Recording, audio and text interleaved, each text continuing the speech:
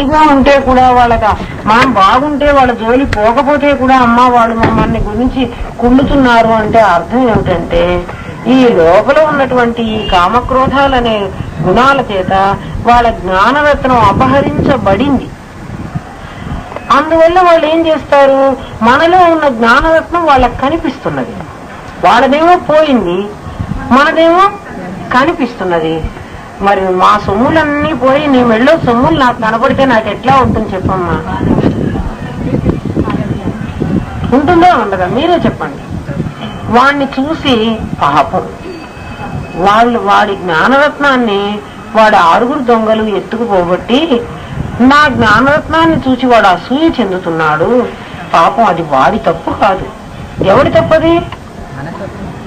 వాళ్ళు ఉన్న దొంగలు ఆ రత్నాన్ని కాజేశారు, వాడి తప్పు.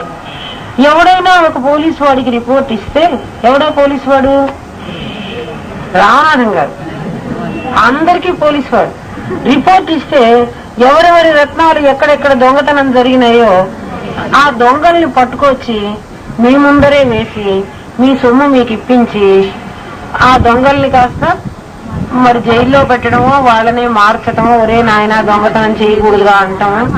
మరి పోలీస్ రిపోర్ట్ కూడా ఇవ్వటంలే. మనం ఏంటంటే పోగొట్టుకుని నోరు మూసుకుని ఊరుకుంటే ఎవడేం చేస్తాడు? అసలు పోగొట్టుకోవడమే తప్పు. పోగొట్టుకున్నాము, పోగొట్టుకున్న తర్వాత పోలీస్ రిపోర్ట్ అన్నా ఇవ్వాలి కదా నాయన. నా వస్తువు పోయింది అంటే కదా ఎవడైనా తెచ్చిస్తాడు, వెతికిస్తాడు. మనం ఆ పని కూడా చేయలేదు. అసలు పోగొట్టుకున్న సంగతి తెలిస్తే కదా పోయిందని వెతుక్కోవడానికి. అది కూడా వాడే వచ్చి చెప్పాలి. అక్కడెక్కడో వస్తువులు కనపడతాయి. కొన్నిసార్లు పోలీసులు ఏం చేస్తారంటే అక్కడెక్కడో వస్తువులు కనపడతాయి, అవి తీసుకుని వాటి మీద పేర్లు ఉంటే మనవి అవి తీసుకుని వచ్చి ఏమంటే మీ ఇంట్లో దొంగతనం జరిగింది, మీ వస్తువులు పోయినాయి, మీకు తెలుసా తెలీదా అని వాళ్లే వచ్చి అడగాలి మనం. అంతే కదా మరి. ఇప్పుడు మనకది అంతా అంతే కదా. మనది అంతేనా కాదా? మీరే చెప్పండి. అది పోయిందని కూడా తెలియదు కదా.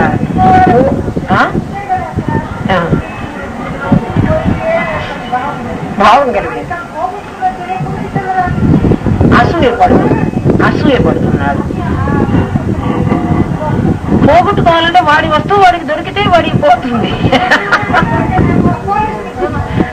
పోలీసుని పట్టుకోవాలి. వాడికి పట్టుకోవడం చేత కాలేదనుకోండి, మీ సొమ్ము పోగొట్టుకోకుండా మీరు పోలీస్ ప్రొటెక్షన్ బాగా పెట్టుకున్నారు కాబట్టి వాడికి కూడా ఒరే మా పోలీసు వాడు చాలా మంచివాడు, సెక్యూరిటీ గార్డ్ బాగానే కాపలా కాస్తున్నాడు, ఎందుకంటే ఒక పైసా జీతం తీసుకోడు, ప్రతి ఇంట్లో కూడా కాపలా కాస్తూ ఉంటాడు, ఎవరి రత్నాలు పోకుండా చాలా జాగ్రత్తగా కాపలా కాస్తూ. మా సెక్యూరిటీ గార్డు నువ్వు కూడా కాసేపు ఉంచుకోరా నాయనా, నీ సొమ్ము కూడా పోకుండా వాడు కాపాడుతాడు. ఒకవేళ పోయిందనుకో వాడే ఎత్తుకొచ్చి పెడతాడు ఎక్కడి నుంచో. అందుకని ఎవడైనా అలా అసూయ పడుతున్నప్పుడు మనం ఏం చేయాలంటే వాడి మీద మనం ద్వేషించకూడదు. వీడు అసూయ పడుతున్నాడని ద్వేషిస్తే లాభం లేదు, వాడు అసూయ ఇంకా పెరిగిపోతుంది. వాడిని మెల్లగా దగ్గరికి పిలిచి ఒరే నాయనా నీకెందుకు బాధ కలుగుతుందో నాకు తెలుసు, ఎందుకంటే నీ వస్తువు పోయింది, అందువల్ల నువ్వు బాధలో అలా మాట్లాడుతున్నావు. మా వస్తువు పోకుండా కాపాడేవాడు మా ఇంట్లో ఒకడున్నాడు, వాడిని నీకు కూడా ఇస్తాను. ఎందుకంటే ఎవరు పిలిచినా వెళ్తాడు పాపం. ఏం వెళ్ళనందుకో మహానుభావం. అది వాడిని పిలవమని కూడా చెప్పుకోవాలి మనం.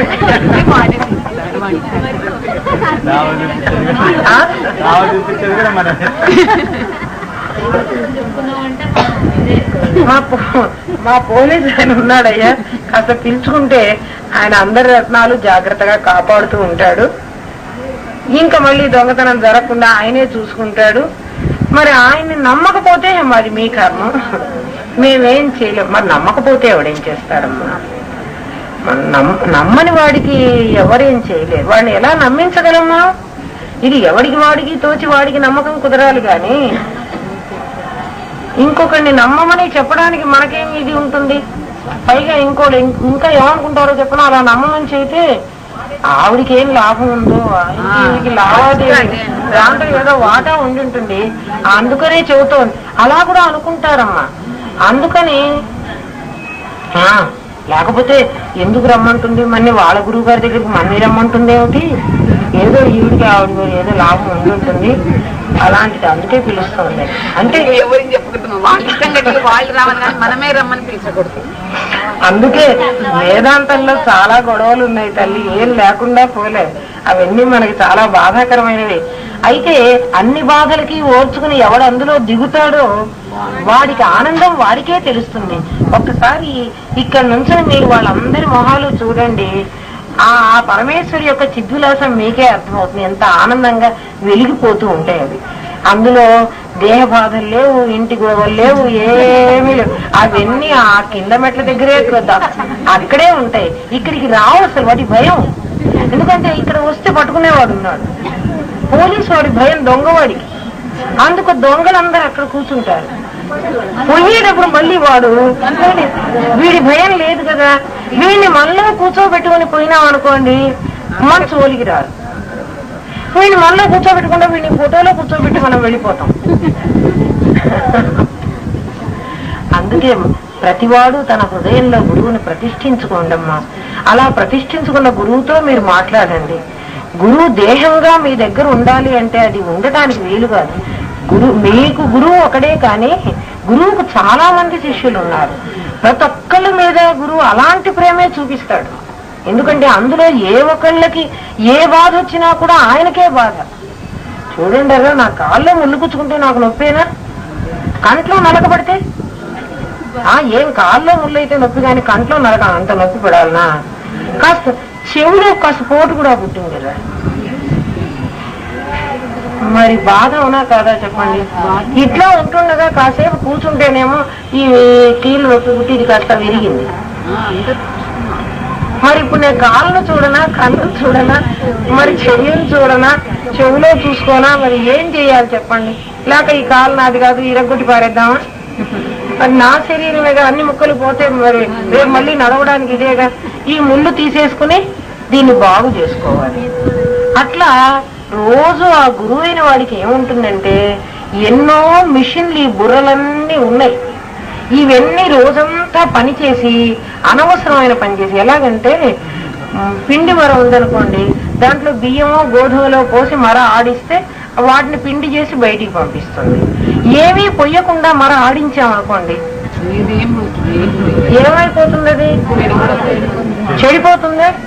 రోజు ఏమీ లేకుండా, అంటే తన గురించి, తన తత్వాన్ని గురించి, ఆత్మ విచారణ గురించి, తన ఊర్ధ్వలోక గమనాన్ని గురించి, నేను మరణానంతర తన జీవితాన్ని గురించి ఆలోచించకుండా ఈ బుర్ర అనేకమైనటువంటి అనవసరమైన రాళ్ళు, బియ్యం పోసి దాంట్లో తిండి మరలో బియ్యమో గోధుమలో పోసి తిప్పకుండా ఇన్ని చిల్లరాళ్ళు పోసి తిప్పుతున్నాం. మట్టి చేసి ఏమైపోతుంది? కొంతసేపటికి మిషన్ చెడిపోతుందా? చెడిపోదా? నీ తత్వాన్ని గురించి అయ్యో చచ్చిపోతానేమో, రేపు నా గతి ఏమిటి, నీ తర్వాత పోతే అక్కడ ఎముడు పట్టుకు పీక్కు తింటాట, నా కథ ఏమిట్రా ఆలోచించకుండా ఎంతసేపు నేను ఎంత డబ్బు సంపాదిస్తున్నాను, ఎంతమందిని పోషిస్తున్నాను, నా పిల్లలు ఎట్లా చూసుకుంటున్నాను, ఎంతసేపు ఈశ్వరు తిరగాలి. పెద్ద ఇల్లు కట్టానా, చిన్న ఇల్లు కట్టానా, 4వ అంతస్తు కట్టానా, 12వ అంతస్తు కట్టానా? 12వ అంతస్తు కట్టినా చచ్చిన తర్వాత నన్ను ఆ కొంపలో ఒక్క గదిలో ఉన్నా ఉంచారు కదా, విడదుంపలు కదా, తీసుకుపోయి ఆ వీధిలో పారేస్తారే. ఆ వీధిలో కూడా ఒక రోజన్నా ఉంచుకోరే. అందరూ తీయమంటారు, ఈ సొంత బంధువులు కూడా తీయమని అంటారు.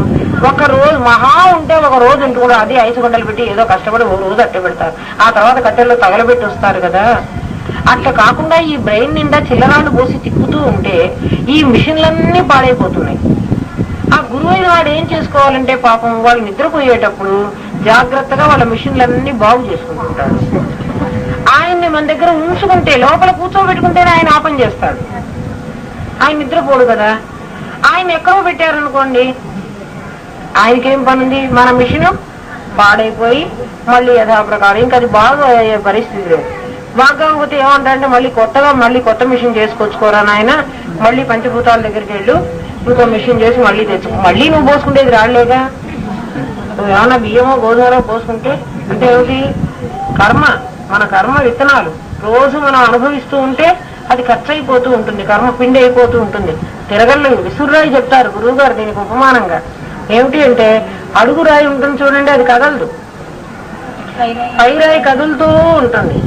2 గదిలో అనుకోండి పిండి పడదు. ఆ అడుగురాయి కదలకుండా స్థిరంగా ఉంటుంది. తిరుగుతూ ఉంటే అందులో వేసిన గింజలు నలిగి పౌడర్ అయిపోతాయి. పొడైపోయినటువంటి గింజ మళ్లీ జన్మెత్తడానికి పనికిరాదు. అలాగే అస్థిభాతి ప్రియం అనేటువంటి రాయి కదలకుండా ఉంటుంది. నామరూపాలు అనే రాళ్ళు మారుతూ తిరుగుతూ ఉంటాయి. అలా మారడం వల్ల మన వాసనలు, మన కారణదేహంలో ఉన్నటువంటి వాసనలన్నీ కూడా పౌడర్ అయిపోతూ ఉంటాయి. అవి మళ్లీ జన్మెత్తడానికి వీలు లేకుండా అవి అయిపోతూ ఉంటాయి. ఆ పని చేసుకోరా నాయన నిన్ను ఇక్కడికి పంపిస్తే నువ్వేం చేస్తున్నావు? ధనేషణ, దారేషణ, పుత్రేషణ అనేటువంటి రాళ్ళను ఇసురాయిలో వేసి తిప్పింది. నీకు కష్టమే మిగులుతోంది కానీ ఫలితం ఉండటంలే. అందుకని మరి నువ్వు చేసే పనే అసలు తప్పు. నువ్వు ఎన్నుకున్నటువంటి మార్గమే తప్పు.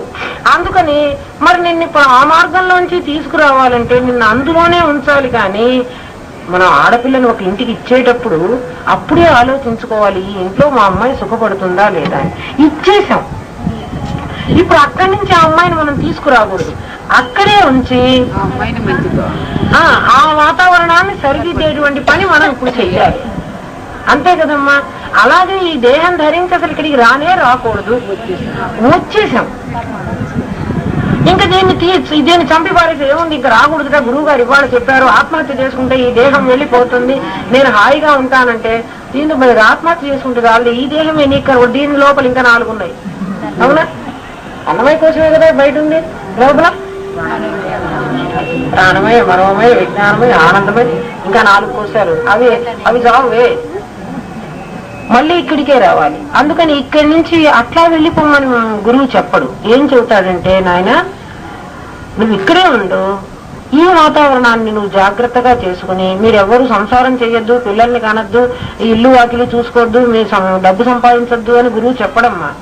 అన్ని చేస్తూ కూడా ఇదంతా పరమేశ్వరి నా చేత చేయిస్తున్నది, నేను చేసేవాడిని కాదు. కర్మలో అకర్మను చూడటం అంటే ఇదే.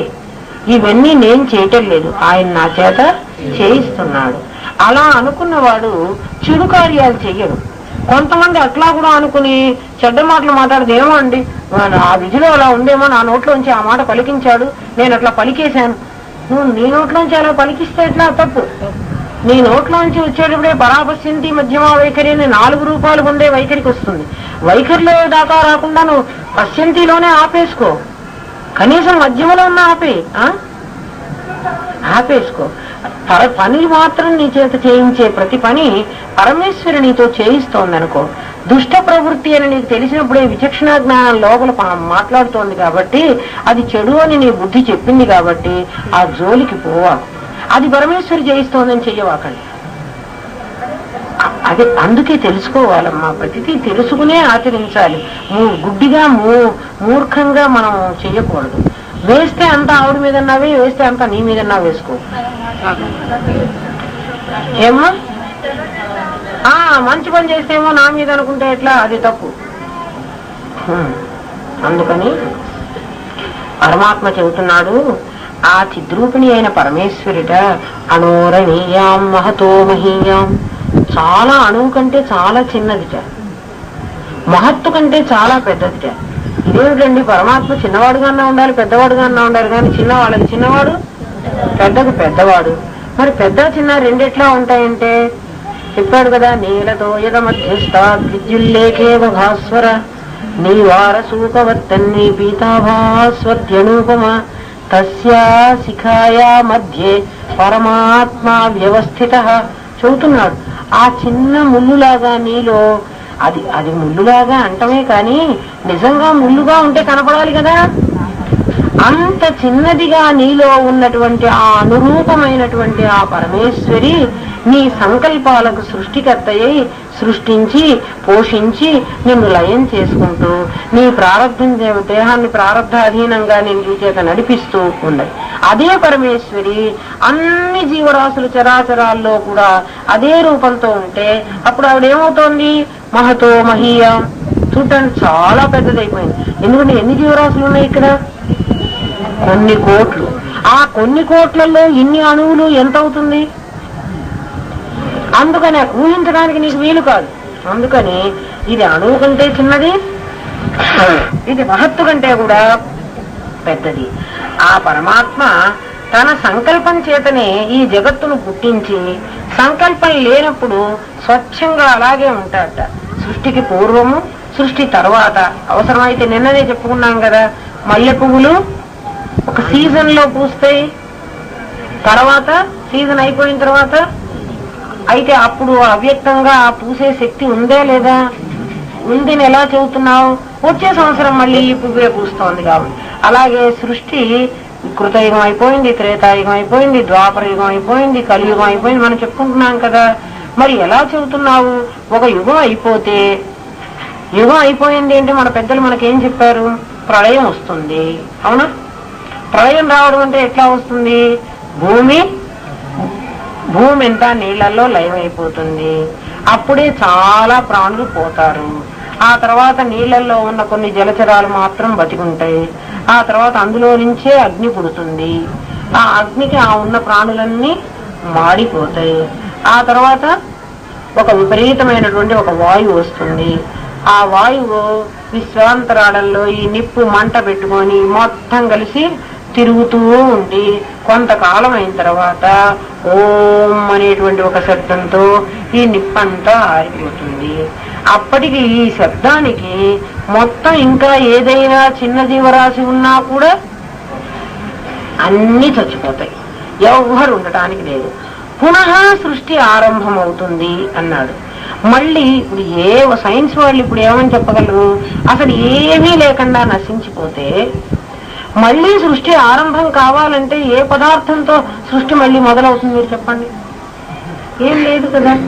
మరి ఏం లేకపోతే మళ్ళీ సృష్టి ఉంది కదా, వీళ్ళందరూ ఉన్నారు కదా. మరి చెట్లు చామలు ఇవన్నీ యుగాదికి పూర్వం ఉన్నాయి.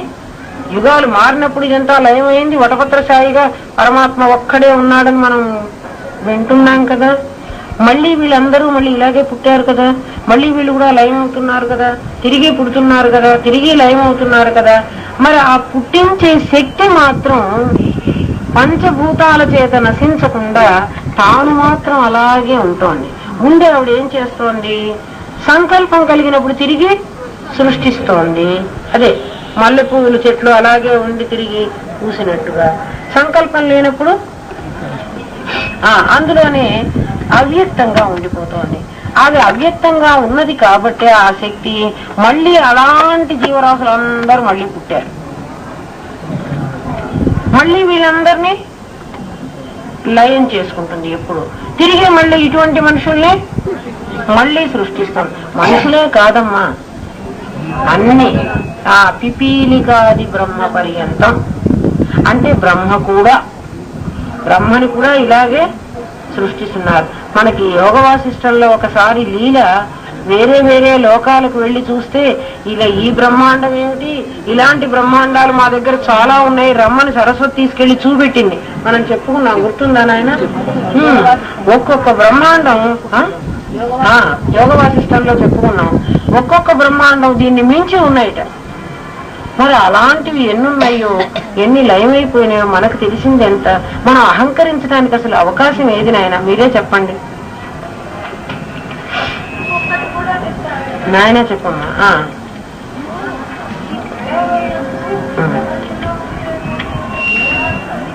అవును.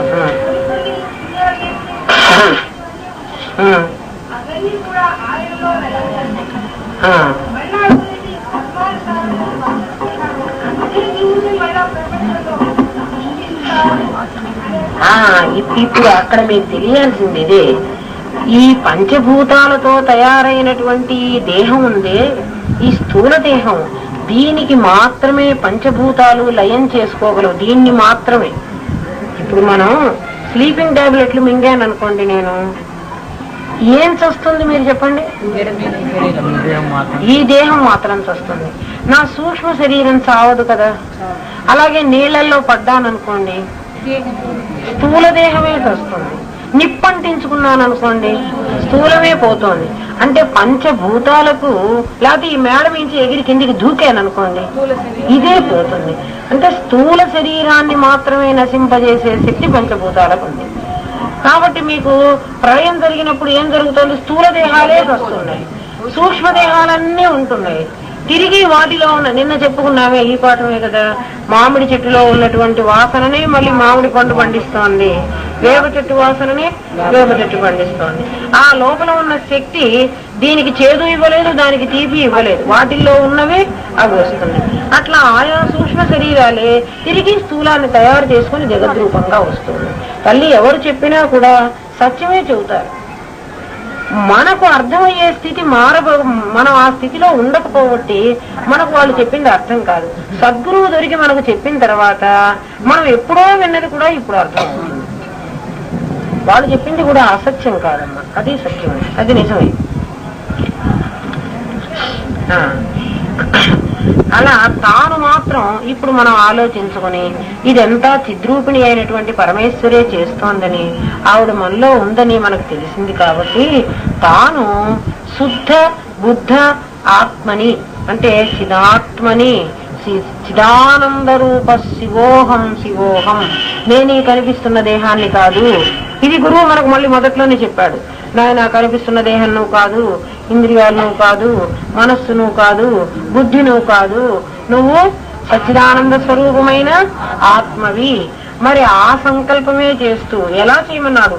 నిరంతర అనుసంధానం చేయమన్నాడు. ఒక్కరోజు కాదు, నిత్యం ఎప్పుడూ కూడా నేను ఆత్మని, ఈ కనిపించేటువంటి దృశ్యం అంతా నేను కాదు అనేటువంటి చేయటం వలన ఆ సంకల్ప శక్తి క్షీణిస్తుంది. ఏ సంకల్ప శక్తి? ఏ పరమేశ్వరి అయితే నీలో ఉండి అనేకమైన వాసనలను ఊరికే పుట్టిస్తున్నది కదా. చూడండి అమ్మా, ఒక చెట్టు ఉందనుకోండి, చెట్టు అంతా మూడిపోయింది, పువ్వులు పీయటం కూడా ఆపేసింది, మానేసింది. అయిపోయిన తర్వాత కొన్ని రోజులైనాక రోజు నీళ్లు పోస్తున్నావు, ఎరువు వేసావు, సూర్యరశ్మి సోకింది, పంచభూతాలన్నీ వచ్చాయి దానికి. ఆ చెట్టులో నుంచి లోపల ఉన్నటువంటి ఉద్వేదన శక్తి ఏదో ఆ చెట్టును పగలగొట్టుకొని దాన్ని చిగుర్లు రప్పిస్తోందా, రప్పించటం లేదా? అంటే చిగురులు రప్పించడానికి కావలసినటువంటి పంచభూత కార్యము ఎప్పుడు జరిగిందో దానిలో ఉన్న వాసనలు బయటికి వస్తూ ఉన్నాయి. అలాగే మనలో అనేక వాసనలు దాగి ఉన్నాయి. ఎవరికి వాళ్ళు నాకే వాసన లేదండి అంటారు, కానీ అది అబద్ధం నాయన. అందరిలో వాసనలు ఉంటాయి. ఎప్పుడైతే పంచభూతాలు దానికి అనుకూలంగా ఉంటాయో ఆ వాసన బయటికి వస్తుంది. బయటికి రావడానికి కారణం లోపల చిద్రూపిణి అయిన పరమేశ్వరు ఉంది. ఆవిడ ఏ వాసనైనా బయటికి పంపించటమే ఆవిడికి పని. దానికోసం తీర్చుకోవడం కోసం వీడన్ని వ్యవహారం చేస్తూ ఉంటాడు. నిత్య నిరంతరం నేను ఆత్మని అని అనుసంధానం చేయటం వల్ల ఈ సంకల్ప శక్తి, సంకల్పాలు అనేవి మనలో ఉంటే వాటిని ఆవిడ శక్తి ఇస్తే కదా అవి బయటికి వస్తున్నాయి. అచ్చగా ఆమె శక్తి లేకుండా సంకల్పాలు ఏం చేయలేవు కదా. పంచభూతాలు ఉన్నప్పటికీ కూడా ఈ సంకల్ప శక్తి ఏదైతే ఉంటుందో, ఈ సంకల్పాలను పెంచే శక్తి, అది క్షీణిస్తుంది అన్నారు. అది ఎలా క్షీణిస్తుందంటే, చెట్టుకు నువ్వు నీళ్లు పోసి సూర్యరశ్మి ఎరువు అన్నీ వస్తే అందులోంచి ఒక పుటమరించుకుని వస్తుందన్నాం కదా. ఒకసారి ఆ చెట్టు చుట్టూ మంట పెట్టు ముందు. ఏమ్మా, చెట్టు అట్లాగే ఉందని చెట్టు చుట్టూ ఏం చేయి, మంట పెట్టేసి బాగా కాలని. పచ్చి చెట్టే, అది ఇంకా కాలే. ఎండుకట్టయితే అయితే చెట్టు కూడా కాలిపోతుంది. కానీ చుట్టూ మంట పెట్టిన తర్వాత ఆ చెట్టు కాలిపోతుంది కానీ నీకు చెట్టులాగా కనపడుతూనే ఉంటుంది. ముట్టుకుంటే కూడా మెత్తగానే ఉంటుంది. ఇప్పుడు దానికి ఎరువు పెట్టి దానికి నీళ్లు పోసి దానికి అన్ని వెయ్యి, అది పొటమరించదు. నువ్వు ఇప్పుడు ఆ పని చెయ్యాలి. మన చెట్లు ఉన్నాయే, ఏమ్మా ఈ చెట్లు ఉన్నాయి కదా, వీటికి సంకల్పాలు ఉన్నాయి కదా. ఆ సంకల్పాలు అనేటువంటి వాటిని ఈ పంచభూతాల కార్యాల వల్ల ఏమిటండి? పంచభూతాల కార్యాలంటే ఏమీ లేదు. అక్కడికి ఎక్కడికో వెళితేనేమో మరి వాళ్ళు ఏదో కొనుక్కున్నారు, ఆవిడ మెళ్ళో వేసుకుంది. వెంటనే నువ్వు నీ కళ్ళు కళ్ళు చూసే చాలా బాగుంది అన్నాయి. ఏం వాడు చేయించుకోరాదు, ఏం డబ్బులు లేవు నీకు, చేయించుకో అని చెప్పేసింది. అయిపోయింది సంకల్పం. పంచభూతాలు ఆవిడ మెళ్ళో ఉంటే ఆవిడ హాయిగా పరమేశ్వరు ఎలా వేసుకుని అందంగా ఉంది అని చూడరాదు.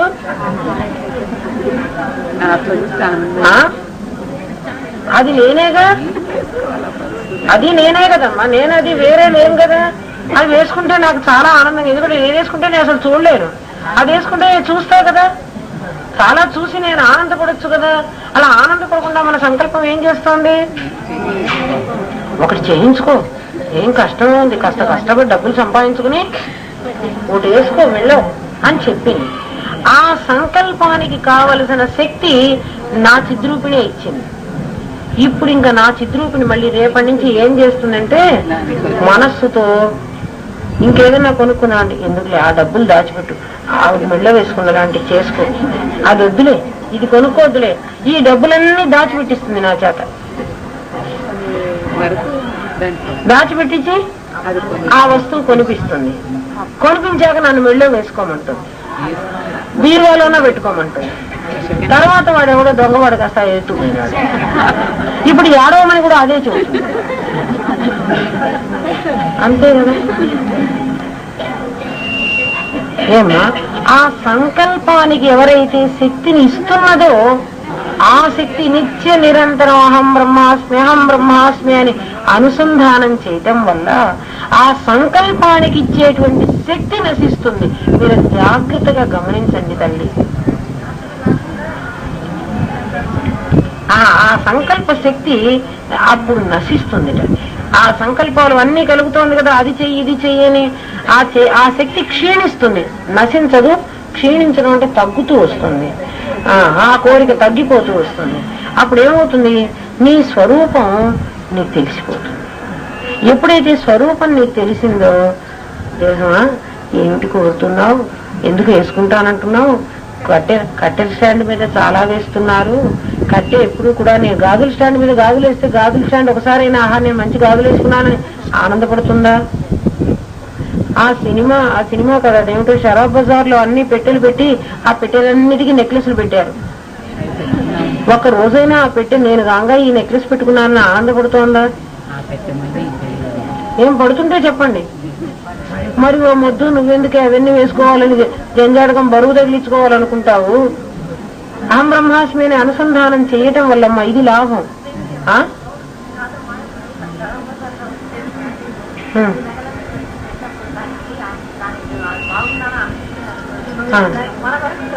అది రానివ్వదు, అదే చేసుకుంటుంది,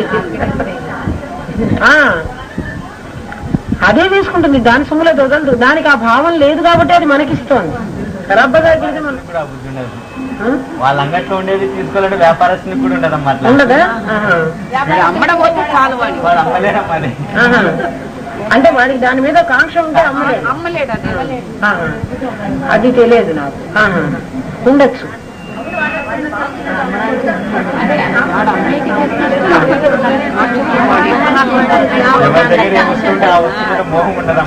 ఉండదు, అంతే కదా.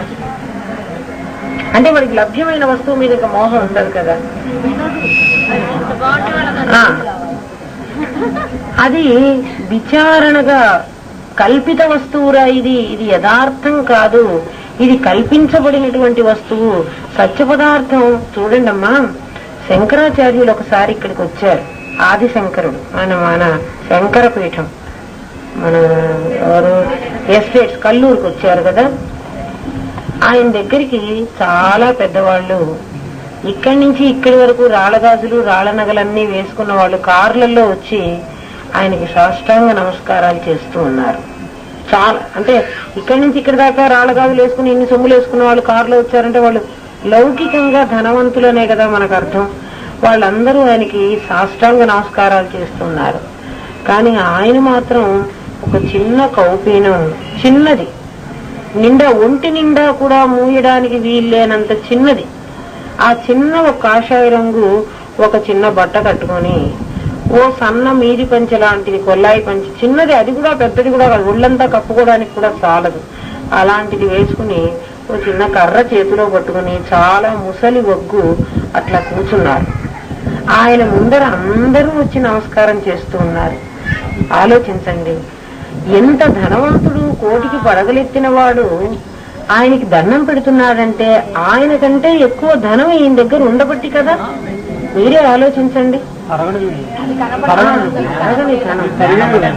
ఆ జ్ఞానం అనే ధనం ఉంది ఈయన దగ్గర. ఆ ధనం వాళ్ళ దగ్గర లేదు. కాబట్టి ఈ భౌతికమైనటువంటి ధనం నిజమైన ధనమా, ఆ ధనం నిజమైన ధనమా చిన్నగా ఆలోచించండి మనం. అప్పుడు ఈ ధనం మీద వ్యామోహం మనకు పోతుంది. పోగొట్టుకోవాలంటే అంత తేలిక కాదు. ఇలాంటివి నిరంతరం మనం భావన చేస్తూ రావాలి. దేహాభిమానం ఉంటుంది, ధనాభిమానం ఉంటుంది, కులాభిమానం ఉంటుంది, రకరకాల విద్యాభిమానం. నేను కాగా ఇంత చదువుకున్నాను, ఇట్లా ప్రతి ఒక్కడికి వాడి వాడి స్థాయిలో అహంకారం రకరకాలుగా మనని కాటేయటానికి సిద్ధంగా ఉంది. నిత్య నిరంతరం అహం బ్రహ్మాస్మి అని అనుసంధానం చేస్తూ విమర్శ చేస్తూ ఉంటేనే అది పోతుంది. లేకపోతే ఇది చిద్రూపము, ఈ జగత్తంతా చిద్రూపమని విమర్శకులకు తెలియను, కానీ మూర్ఖులకు